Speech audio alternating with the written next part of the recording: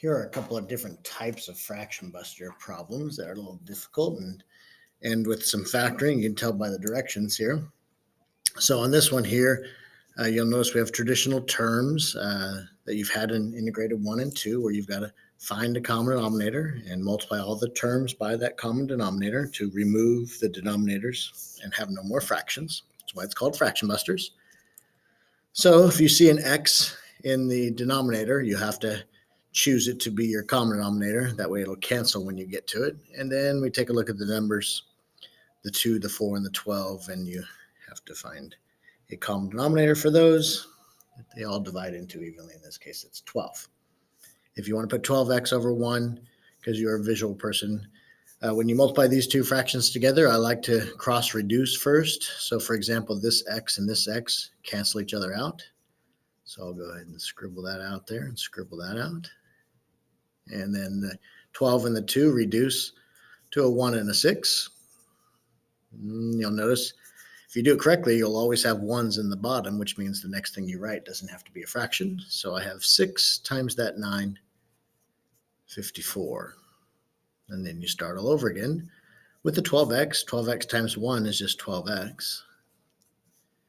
I'll put my common denominator on this side.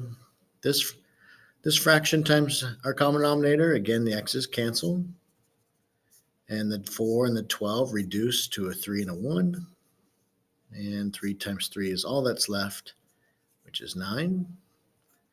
And one more term to do. Rewrote my common denominator. Here, the 12's simplified to a 1 and a 1, or in a sense cancel. So I'm still left with this x, and multiplied by that x gives me an x squared.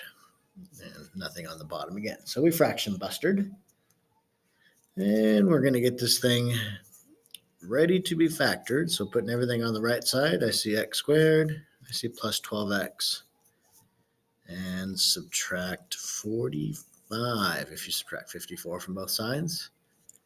Factor this guy, x and x in the fronts, 15 and 3.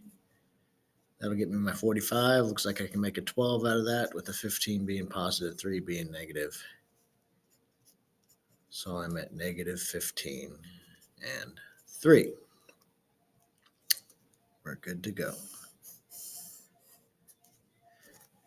All right, next one, a little different. Here we've got